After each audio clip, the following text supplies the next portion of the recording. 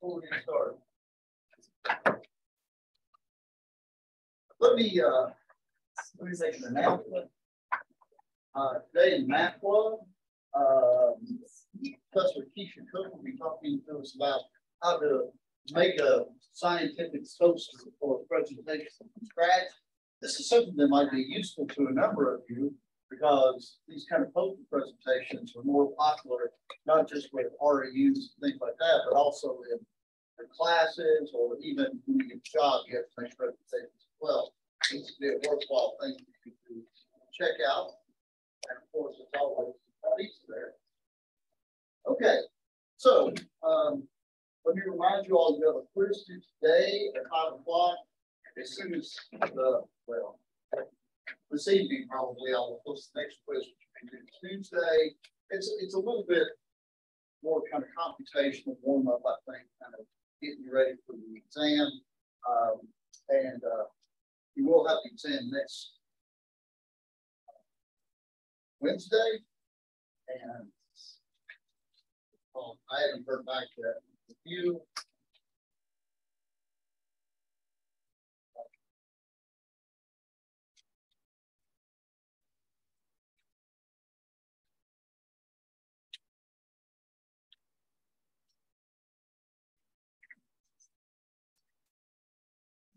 It's like we're going to be in a room that it was before.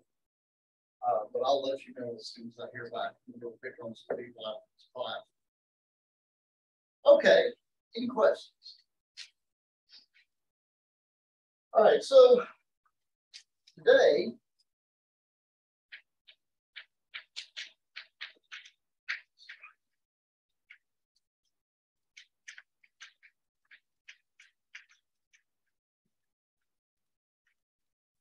we're going to talk about change of basis, change of coordinates.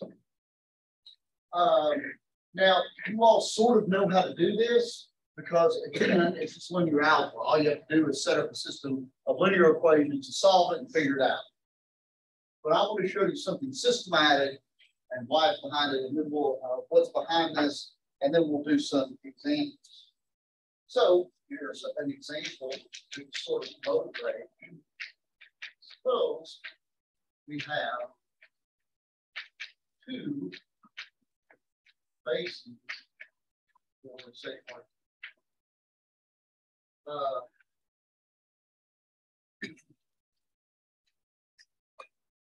Let's say that B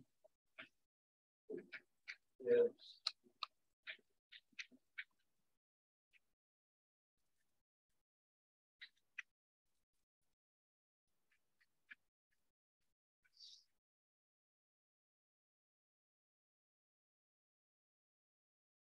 by the way, recall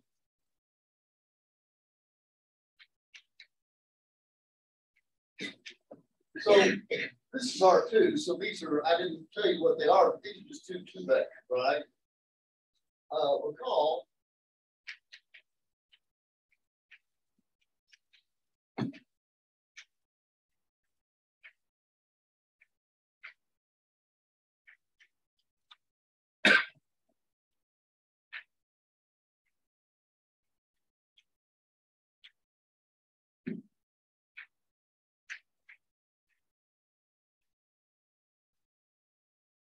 we've seen this before. Notice the matrix. If I take these two column vectors and make a matrix out of them, this matrix changes B coordinates to standard coordinates. Because if you have the vector 1, 0 in B coordinates, that changes it to the vector B1, right? And if you have 0, 1, it changes to the vector B2. So this matrix, if you just take the basis columns and make a matrix out of it, that turns B coordinates into standard coordinates. You can sort of reverse it and muck around with it a little bit and figure out how to change standard back to B. But what we're going to do is we're going to try to figure out how to do it all fell swoop. How do I take B coordinates to C coordinates? And change of bases, it's a change of coordinate system that's done all the time. And you've done this, actually, many of you have done this. How many of you remember doing polar coordinates in Calc 2? Right? That is a change of coordinates. And you probably saw with many nasty intervals in polar, it turns into something easier, and vice versa. So change of coordinates is very very useful and kind of tricky to do in mathematics. So let's suppose, so I'm going to make up some numbers here, that let's suppose we know how bases B and C are related. That is to say, let me make up something just for the sake of exposition. Suppose that vector B1 is equal to, say, 2C1 plus 3C2, and the vector B2 is equal to minus C1 plus 2C2. So in other words, I know how to express the basis elements B1 and B2 in terms of these basis elements and syllables.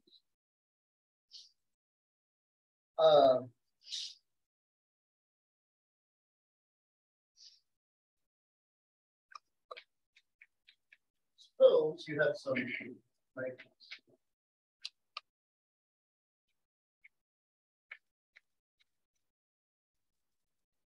I want to know how to change that. I want to know how to change that vector 2, 5, and B4 into the C4. Now remember what this means. What this literally means is in B coordinates, this is 2, 5. So that means that this angle right here is 2 times the first basis vector in B and 5 times the second basis vector.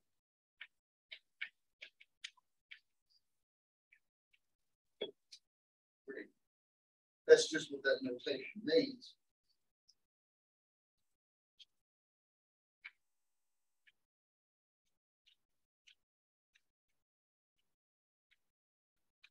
We want a systematic way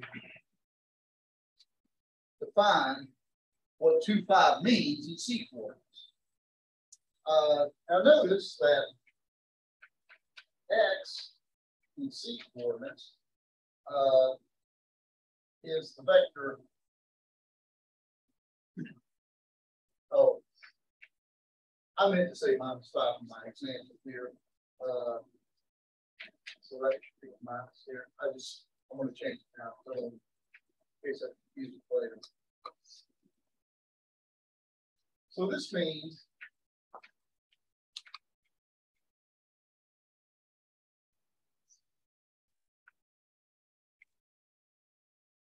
what I've done is I've replaced X by what it is. It's this thing. And this is, remember, change of basis. This is a linear transformation. We've actually showed that a couple of times here.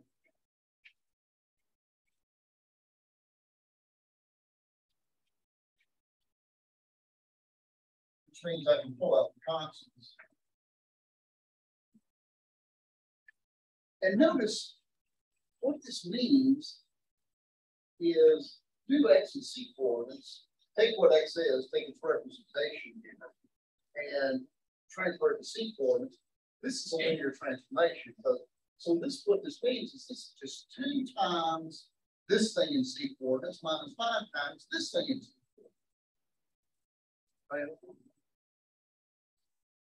And really, if you remember what matrix multiplication looks like, what this is really is this translates to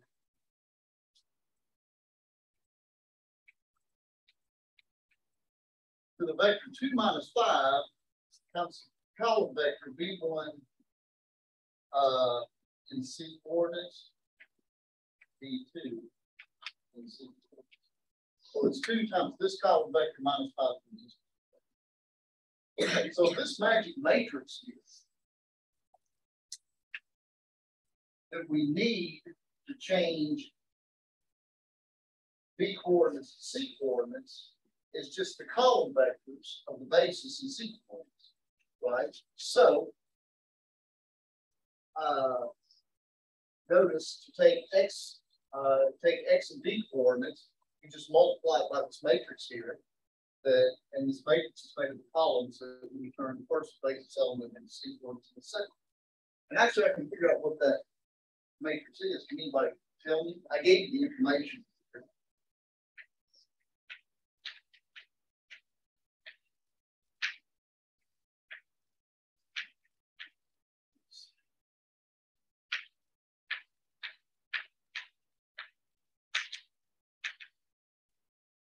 How do we write B1 and C coordinates?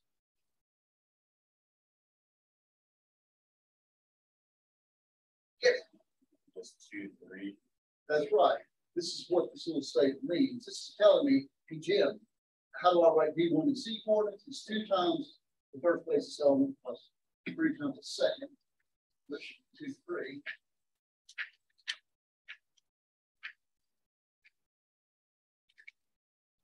And this one should be what, -1, 2, right?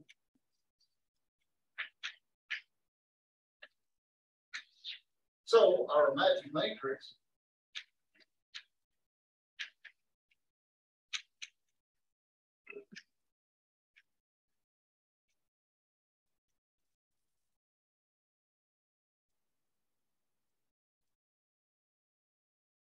and you check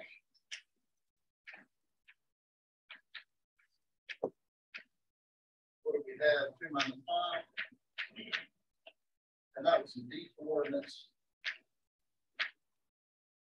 Just multiply this matrix out. So I get 9 and -4 in C.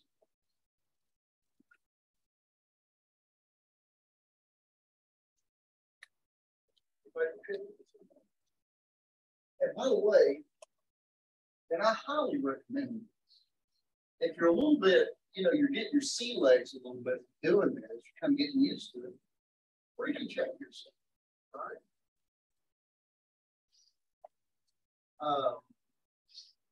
And actually, it's kind of interesting because for this one right here, I didn't even tell you what B1, B2, C1, C2 is. I didn't tell you that. I just related it here. You can check that, but I'm going to give you a concrete example to kind of check things out. But first, let me give you this theorem. Here's the general theorem. I'll show you how to implement this. Let B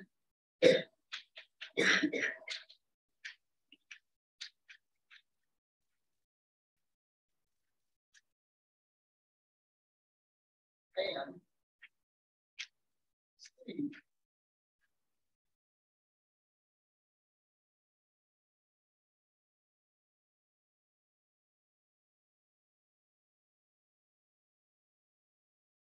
suppose you have 2 bases, B1 at Bn and C1 at Cn, both bases for the vector space V. Notice that this is a change of coordinates. You should have the same number of coordinates. So there should be n basis vector here and n basis vector here. Then there is a unique matrix. And I've gotten warm and fuzzy with the notation the book does, so I'm going to use this.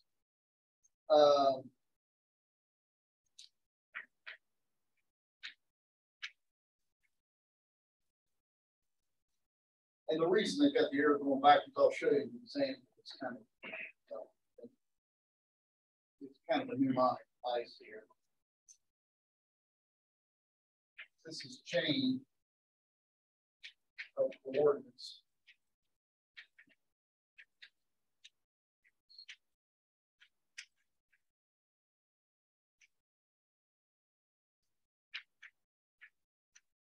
We call this a chain of coordinates matrix. From B coordinates to C coordinates, that's what the notation. Such that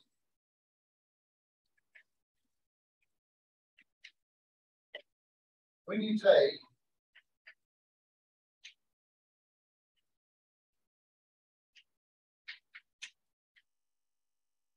this matrix and you multiply it by X and B coordinates,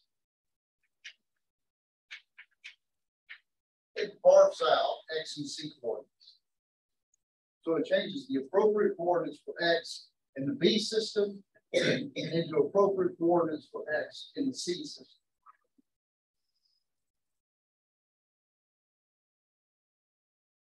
And in fact, I'll tell you what it is, which is somewhat useful.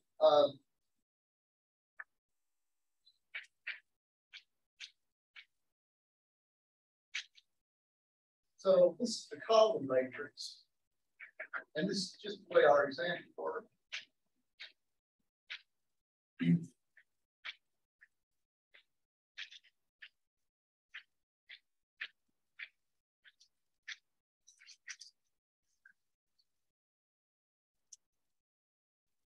So, how does this matrix work? It makes B coordinates to C coordinates. Just take your basis elements in the B system and change it to the C system and make that column. That's it. Now, the question is how do you know how to do this? Well, you can set up a system of equations to figure out what all these are, right? You can actually do this. You already have the technology. Just sit down and do it by hand. Say, okay, I've got this basis and I've got the C basis, and you write down the system of, I need to write this in terms of C, you write down the system of equations to solve. Easy peasy, right? However, I'm going to show you a quicker way to do this. So here's kind of a systematic algorithm that will let you figure this out instead of always reinventing the wheel and starting off by scratch. Let me pull something out.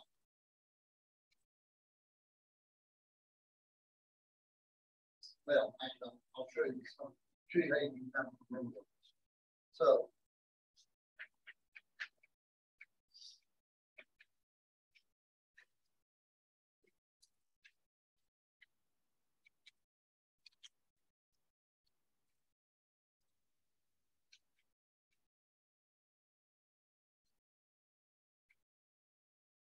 so let me describe how you would get on your horse and ride and do this. Suppose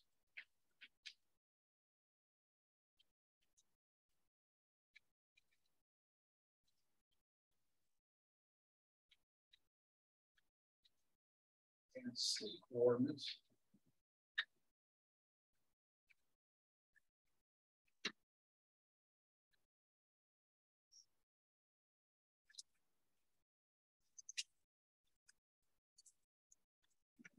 both here B coordinates and C coordinates.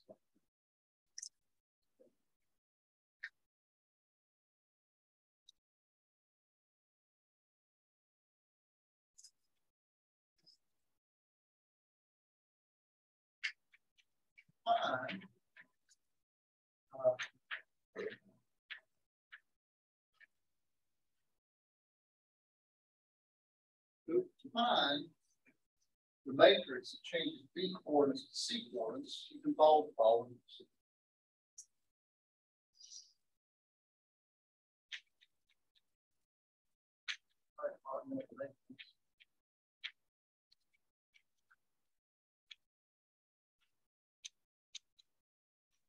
Actually, this is similar to what we did when we found the inverse of the matrix. Y'all remember how we found the inverse of the matrix? We put the identity here and the matrix going to find the inverse.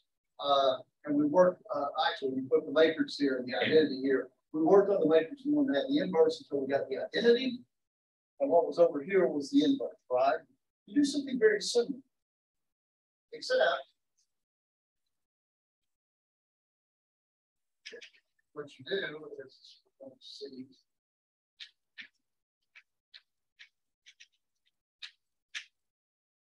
Put the n columns of the C basis here, and the n columns of the B basis here. And now what you want to do is to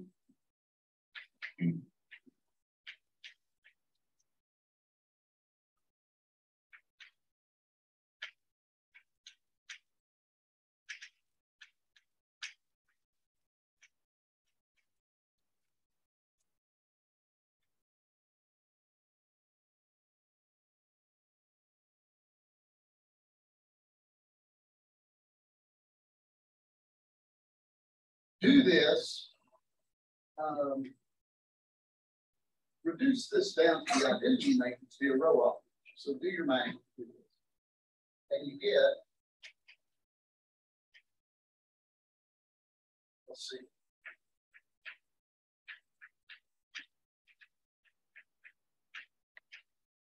Until you get the identity on this side and some new columns on this side, right? The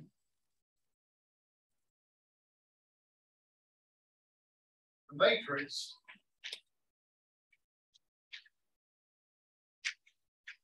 is what you get on the right side.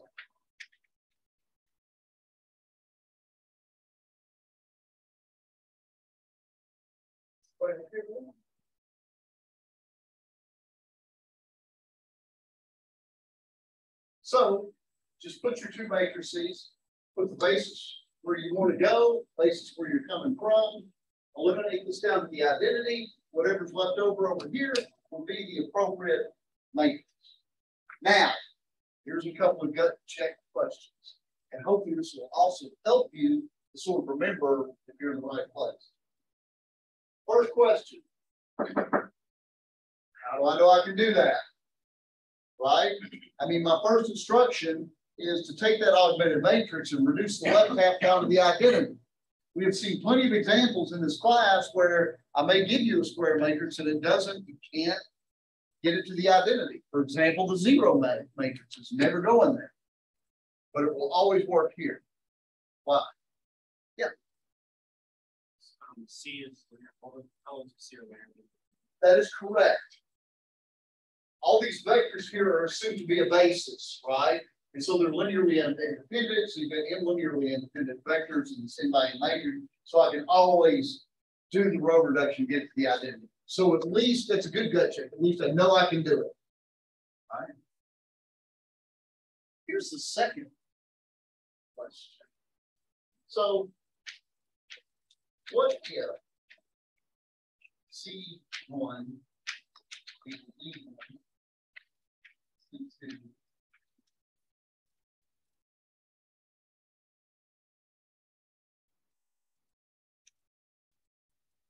so in other words, what if you start off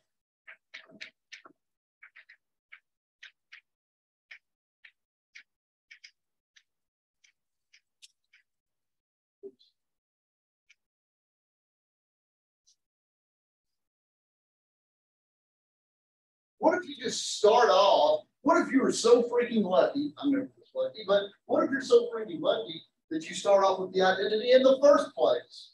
What if C1 is E1 and C2 is E2 and so forth? Yes. That's right. So in this case,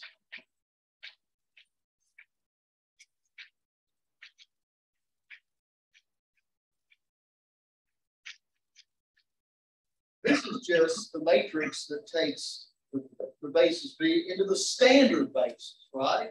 Because now, if we're using the E's, it's a standard basis, right? Which is, in this case, the matrix B1, B2, Bn, right? If you're so lucky that the C basis is standard basis, then your matrix is just the columns of the basis B, right? And remember what we said at the beginning of class, the matrix with the columns B is the matrix that takes B coordinates into standard coordinates. So it's all coming together. Right? Everybody okay? I sometimes use this when I'm like trying to remove it. Which way does it go? Okay, so let's do an example. Let's do kind of a long example. So say a computational example, but B equals basis 2 minus 2, 1, 0, 1 minus 1, 0, 0 minus 2. And let's see, B the basis. Minus 1, minus 2, 1. Minus 1, 0, 0. And 1, 1. See.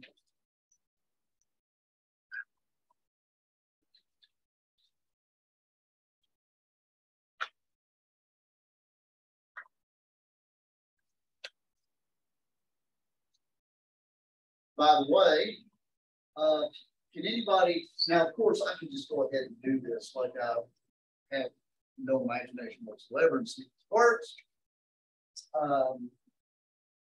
And the good gut check thing is somebody tell me why B, this collection is linearly independent. Yes.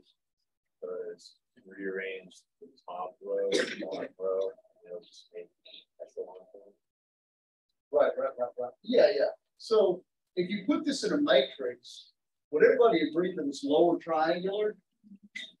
And so what's the determinant? If you imagine this is a matrix, what's the determinant?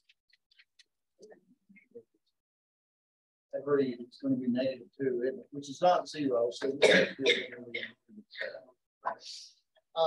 you can do a similar argument here. It's a little bit harder to see, but you'd have to rearrange the bases here. But if you put this one first, this one second, and this one third, then it's an upper triangle matrix.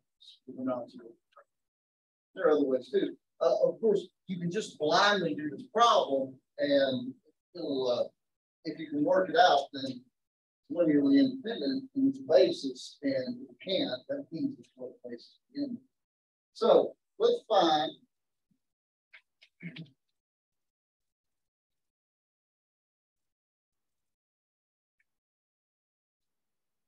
Let's find that.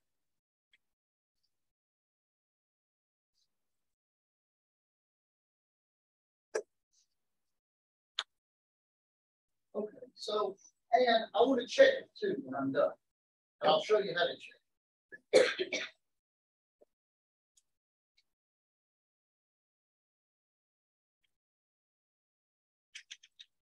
So what are we doing? We're going from B to C. So I'm going to put B over here and C over here. That's another reason why I like this kind of suggestive notation, because it sort of shows you what's going on. Okay, what's B? Looks like we've got -2, 2 minus 2, 1, 0, 1, -1, and 0, 0, -1. And for C, I've got -1, -2, 1. I've got -1, 0, 0. And I've got 1, 1, 0.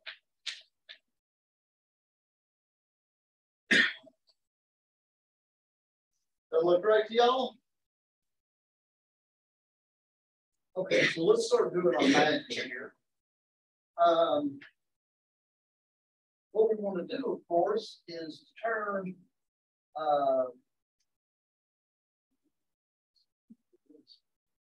I want to turn this side into the identity, right? And so actually this row is looking really good for me. I want to put it on top. So let me take a couple of steps here. I'm going to put this row on top.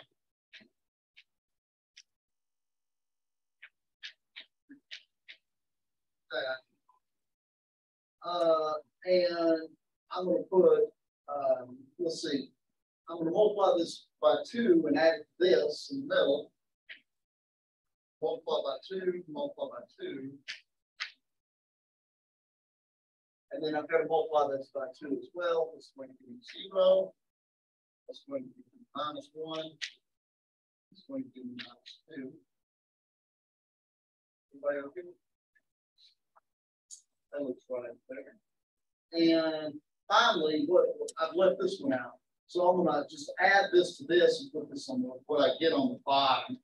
So that's going to be 0, -1, 1, and 3 -1, -1.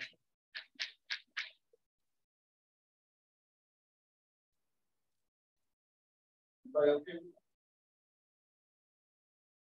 Oh man, that's serious progress right there. So Next step.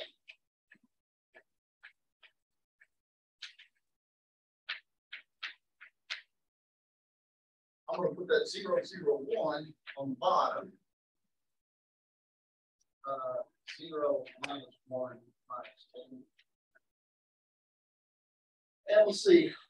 Minus 1 times this plus this is going to be, and I'm going to put this, I'm going to put this in the middle. And we'll see minus 1 times this plus this. Minus 1 is this. And like that. And so I've just got one more step to make. I've just got to fix that middle row.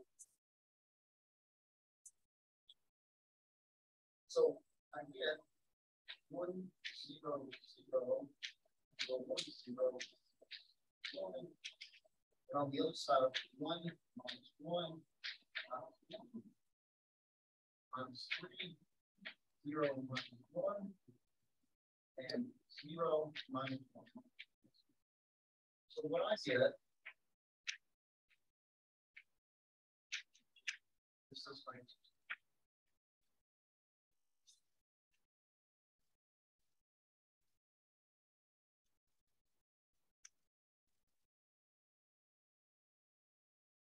right, okay, well,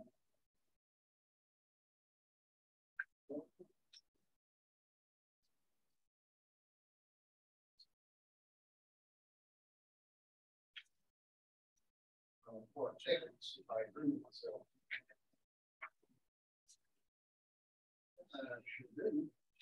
Okay. So I did claim that you can check this. And again, when you all are practicing these kinds of problems, as you're getting more comfortable with it, you can always check. How can I check? Any idea? So suppose like you got to get this one right or go to prison or something. How do you check it?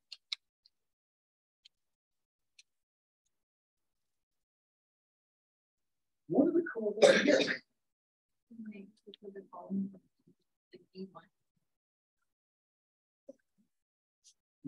That's a good idea. One of the things that we know about linear transformations is all you have to do is tell me where the basis goes, and that determines the entire linear transformation. How big's the basis for R3? Just 3 things. So there's only 3 things I have to check to make sure this is right. So let's check this.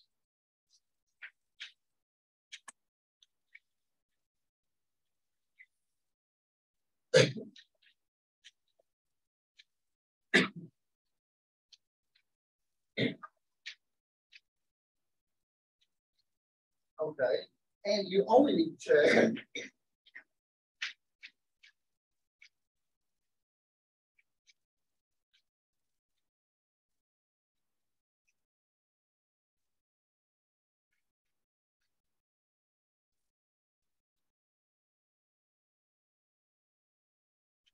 there's only 3 things you need to check to make sure that this does what you want. And I'll write this out in all its glory.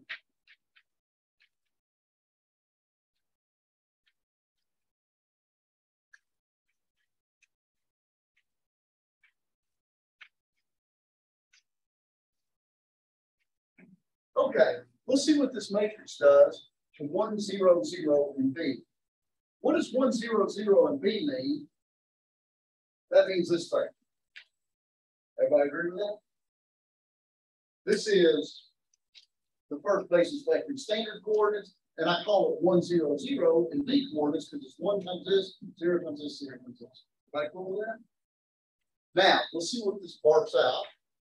Well, it barks out the first column, right? And that's, remember, columns are important to this. This should be 1 minus 3, 0 in C coordinates. Right? Well, let's check.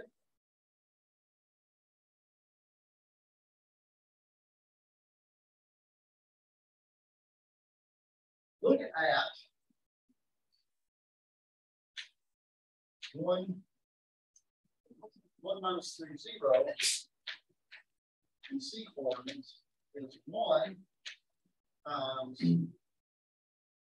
minus 1 minus 3, 1 minus 3 comes the second vector in C coordinates, minus 1, 0, 0, plus 0 times 30. That. And let's see what this comes to. This comes to minus 1 plus 3 is 2. Minus 2. And finally, 1.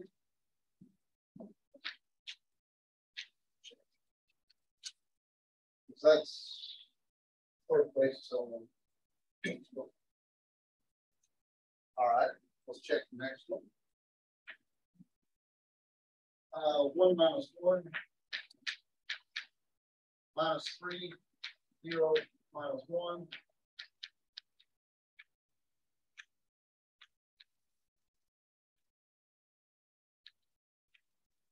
This should be the second column. And see. Well, let's check. This is minus 1 times minus 1 minus 2, 1, plus 0 times minus 1, 0, 0, minus 1 times 1, 1, 0. And this comes to, in the top coordinate, 1 minus 1 is plus 1 minus plus 1 minus 1 is 0. Oh, yes.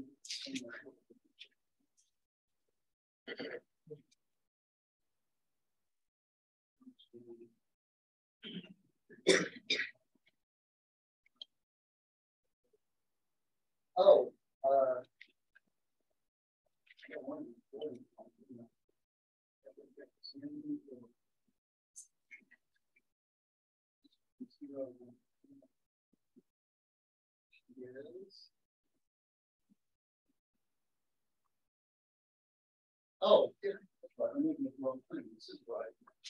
This is 0. Right, this is supposed to be in right, this is supposed to be 0, 0, 1. Oh, there we go. So this is 2, 0 minus 1 is plus 2, this one, 1.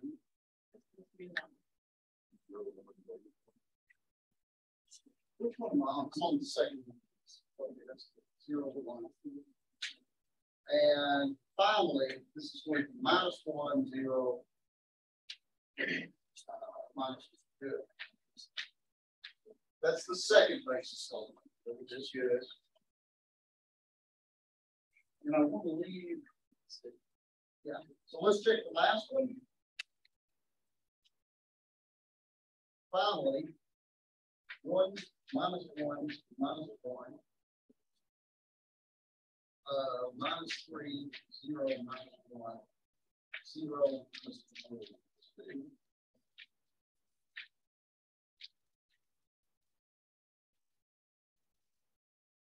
This in C coordinates should be minus 1, minus 1, minus 1. So let's check this. This means minus 1 times the first C vector.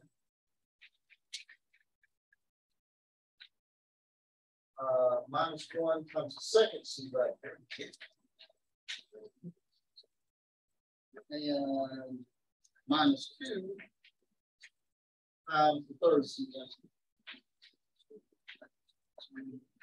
And let's see what we get.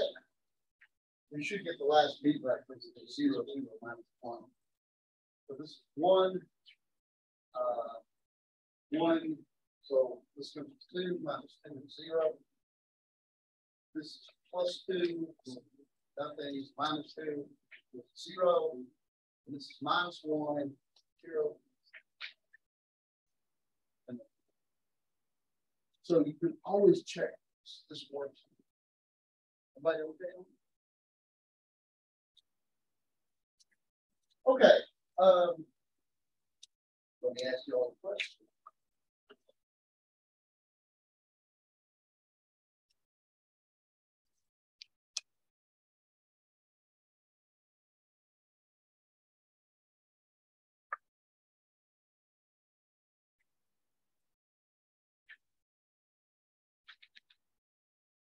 we use this.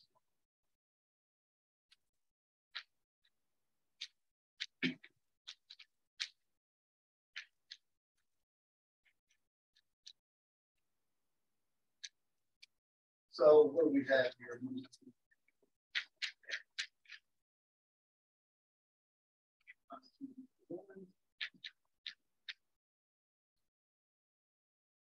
Zero.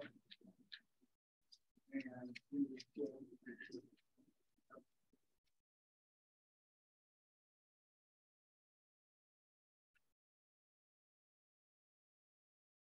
okay.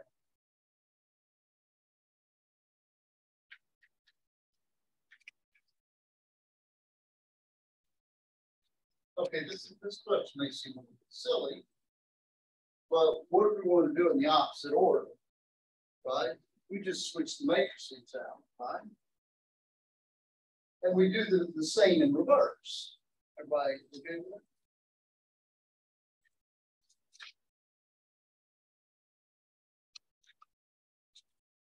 So what is the way?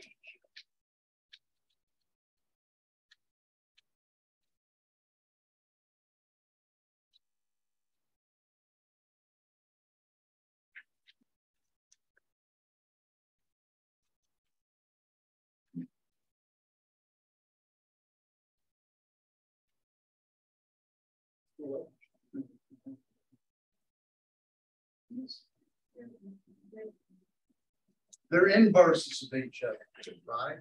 That's another way that you can do this if you know one of them. Why is this? Well, think about it this way. To get this, we reduce this to where this is the identity, right? Everybody agree with me?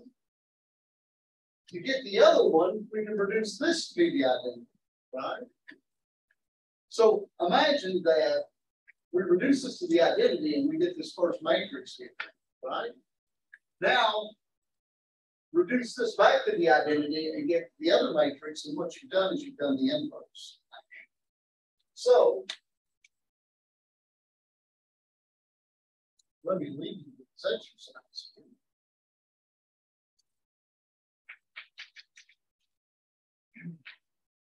And I would recommend that you at least set this up both ways, because you will find that essentially you're doing the same thing. Find, for this example, and let me tell you what I got.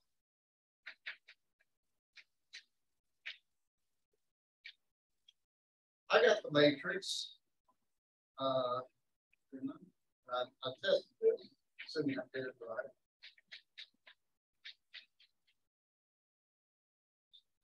Minus 3, minus 4, 2, and 3 halves, 1 half, minus 3 halves. And that's what I got actually for, oh, my bad, this should be a positive. I'm going to have, that is what I got. And I got this actually by finding the inverse of the first matrix, but then I checked, right? I checked it just the way I did, and I made sure that when you multiplied the basis elements of C, this actually went back to the appropriate combination of D. So as an exercise, I suggest that you give that a whirl, give that a shot. Okay. Any questions on procedure or any of this stuff? Any questions? Gosh, I never do this, but I guess we can probably break a little bit early. Any questions? Oh, yeah, no, I gave you 5 minutes. Don't ever say I didn't give you time. Any questions on that? All right, well, don't forget we're in session Monday. You'll have a quiz that we do on Tuesday. Other than that, you guys have a good weekend.